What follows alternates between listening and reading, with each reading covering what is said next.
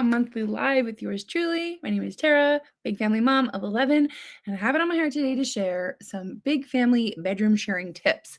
Because when I grew up, only had like three other siblings, and I shared a room briefly with my sister when she first was adopted, and an adorable little baby came home at 5 months. I was about almost five.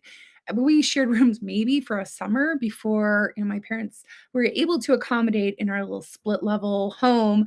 Everyone had a bedroom. We had a four-bedroom home. It was a small room, but it was my room. So I grew up like most Western people with my own private bedroom. It's the norm for many people in the West, especially with a two-child being the norm. In fact, the latest I heard, the statistics are in decline. They certainly are here in Canada where I live. The average child per family is 1.2. I think in the States it might be 1.6, so not a whole lot more. So the point is, it's a cultural norm to have your own bedroom. And then along come these big families with four plus children who easily max out a minivan. And the idea of having a private bedroom starts to become nigh impossible. And there's a couple of things that can happen. So I've got some tips today. I could talk at length about this, but I'm going to keep it shorter, 10, 15 minutes max, and just give some top tips that I have learned in the fire of big family life. Like I said, I did not start out like this. So I had to learn a lot of things just by common sense, desperation, learning from other big family moms when I was in the thick of it. Now I've got the whole spread from 18 to 1. We have 11 children in the home. But there was a time when we lived not so long ago with 7 children and pregnant in a standard three-bedroom townhouse. And maybe I asked my husband because I don't usually pay attention to square footage, but he told me it was like maybe a 1,200 square foot home. So like standard, like postage stamp backyard, no front yard to speak of hardly at all, like a little tiny garden I tried to grow tomatoes in. That was it. So I'm going to share with you some tips today so that wherever you're at in your big family mom journey, hopefully you can get something valuable out of this that can encourage you. You're not crazy, you're not alone. And then also just the logistics side of it to make it work, right? When you have more than the average number of kids. So most big families are just going to split it up with gender, right? Boys' room, girls' room, done. And you work with what you've got. Not all of us are in a position to suddenly start knocking down walls or putting on additions in the home. So you do have to work with what you have. So but before I get into the logistics of how we keep it simple with limited space and a lot of people, first let's just get the elephant in the room out of the way. Some moms can feel really guilty that they're not able to give their children the Western experience of a private bedroom. They may not think it that way. I know I did. And I've certainly heard other big family moms, maybe not in the same words, but be like, I feel bad because my kids don't get to have, all the same things that other smaller family kids get to have. They may not have the budget for the same amount of recreational activities and do dance and hockey and sports and all these extracurriculars. They may not have or ever have a shared bedroom because of birth order and the number of children. I know my oldest is a girl. She has 6 brothers in a row after her. So she was always sharing room with a baby who would then graduate out once they were okay to kinda like they were over their afternoon nap, and then they could graduate up to be with the boys, and that townhouse is just telling you about. So there was a point when our oldest daughter pretty much had one room to herself just by virtue of being the only girl, and we had 6 boys in a standard, maybe 11 by 8 bedroom. We ended up taking the closet doors off because they were sliding doors, and we were able to fit like a smaller toddler-sized bed in there. We had a set of bunk beds, double on the bottom, single on the top, and then kind of like a pack and play in the car. We just made it work. Don't talk to me about clothes. That's the second topic because there were no clothes in that bedroom. It was like a bed room, a room for beds and nothing else. We have a different setup now, so I'll tell you about it towards the end because then we have 7 boys and we don't have 1 girl anymore. We have 4 girls. So, yeah, I remember what it was like when you had to make it work. And there was a point. Tell me in the comments if you've experienced this as a big family mom, wherever you're at in your big family mom journey, of feeling bad that your kids didn't get to have this little private retreat, this shrine, as I call it. Like I grew up and I had my own room. I had posters over the walls. I had my own bedspread. All the decor was to my liking. It was like my toys, my stuff, and nobody came in there and touched it. And I never had to figure out how to share space until I got married. And now I do. And I joke with my children when they sometimes will comment to me about, room sharing and some of the ins and outs of that. And I'm just like, hey, listen, nobody, no bedroom in this house, not even me, right? Perma sleepover with my husband and figuring out how to live in a space where we share space together and we have different personalities and different preferences for, cleanliness and stuff, like classic opposites attract. But anyway, I digress. I just want to address the elephant in the room that if you're feeling kind of guilty, or maybe a lot guilty, that your children aren't getting this two-child family experience with private bedroom and a private shrine and like gobs and gobs of toys and posters all over the walls or whatever our idea of a good childhood is, it may be, as much as I don't like this word, but I think it applies, a social construct. Because if you step back a little bit and kind of look at things historically, how many cultures have had the luxury of private bedrooms? Who do you think, just like pop quiz, who do you think historically, you look at the world over, has had a private bedroom? Royalty. Royalty. The tremendously extravagantly wealthy. And I know right now, broadly speaking, the West is living in a time of great luxury. If you compare it to like other statistics of like poverty standards worldwide. I mean, apparently if you have like a little jar with some extra change in it and maybe a little bit extra in the bank at the end of the month, 20 bucks, you're still globally considered to be more wealthy, like in the top percentile of wealth in the world. And yet we look at the fact that we cannot give our children a single bedroom experience and sometimes there can be guilt. So speaking as a Christian who embraces children as a blessing from God, I just want to speak to you right now in case it's something you needed to hear, and maybe the Lord will just anoint the words from my mouth to just lift off that guilt. Because is it coming from the Lord, or is it in fact just a culturally made up thing of the historical moment, the time and place we're living in that, yeah, it makes sense. It's a luxury that maybe my neighbor, all my neighbors, can afford. But it's not because I'm giving my children some kind of substandard childhood. It's because I have, by faith, embraced children as a blessing, and the Lord has seen fit to bless me with 11 living children, earthside. And He knew where we would live, the neighborhood we would be in, the money that we would have, the home that would be available in 2023, and all the logistics, literally the physical space that we would be limited to be working within. And I actually have chosen to, and this is so sanctifying, to just wrap my arms around and say, God, you're the good shepherd and you will provide for the sheep. And that comes right down to living spaces where we're going to lay our head at night. Quite often when I say goodnight prayers with the children, one of the things I will impress upon them and impress upon me, because I need to speak to my soul sometimes like David did and be like, hey, stop sulking. Why are you so downcast, oh my soul? You have a safe place to lay your head tonight. Nobody has ever gone hungry in our home. We have a little bit extra. We're even in a position sometimes to give, right? To give out of the extra and to count those blessings.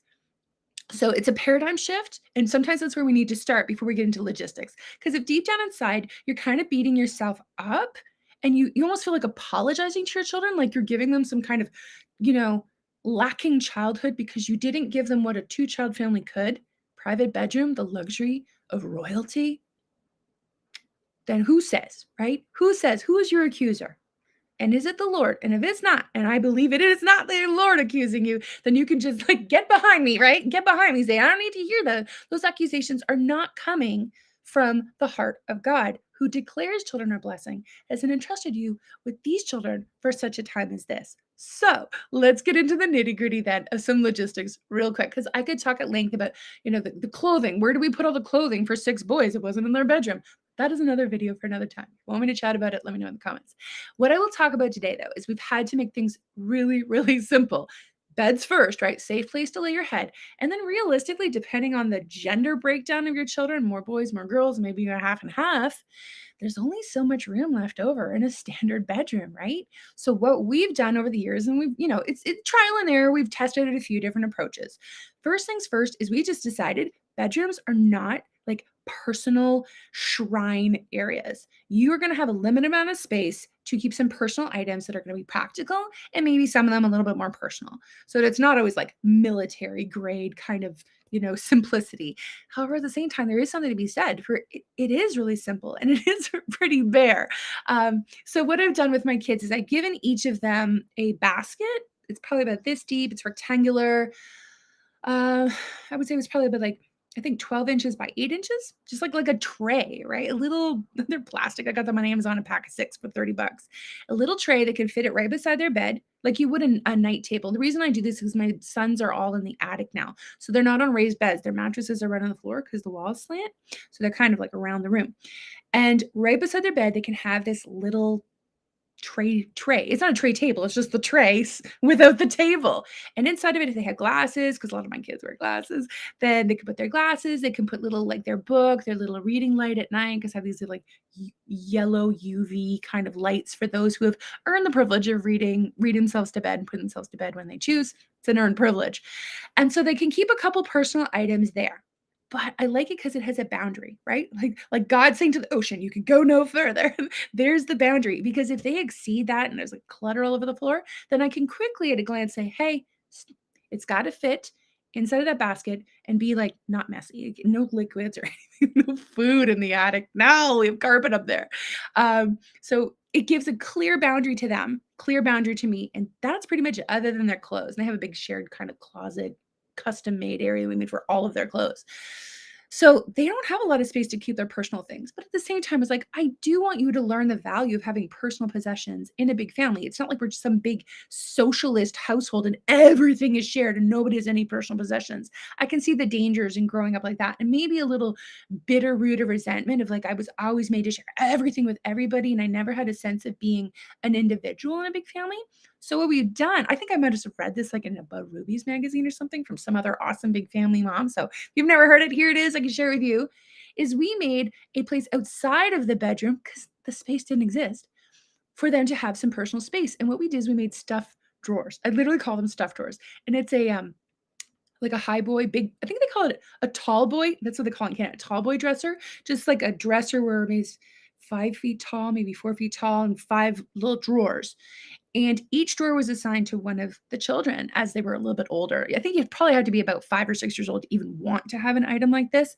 And this is where they could begin to put non biodegradable items that were important to them. Maybe not important to me, and I would have thrown it in a heartbeat, like scribbled on pieces of paper, like the rocks they collected from outside, or a pine cone or two. Though I do have a rule of outside stuff stays outside. So this is where they can put their treasures, their special gifts that they got from, gifts at birthdays or Christmas that are really important to them. They actually don't want to share it with other people. So we gave them a place. We've now morphed this into stuffed bins or stuffed drawers, stuffed boxes at a couple different places on the main level. So it's accessible. And by the time somebody's about 4 years old now, I have these low level, they're like plastic drawers. They're not very big. You've probably seen them. I don't know. People use them for crafting or whatever. Just a little drawer so somebody can put their Christmas presents and start to take a little bit of ownership over their personal possessions. But that stuff does not go in their bedroom for logistical reasons. But now here's the awesome thing. My oldest daughter is now preparing to, she's in the like application interview process of possibly going off to a program away from home about 5 hours from here. So she'd be living in a dorm style kind of thing at a Christian training area. And now I don't want to give details in case like it's kind of hush hush. It's not public yet, and I don't want to like steal her news.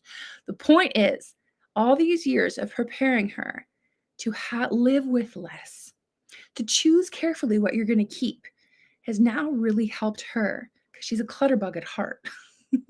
Bless her heart. She really is a clutter bug.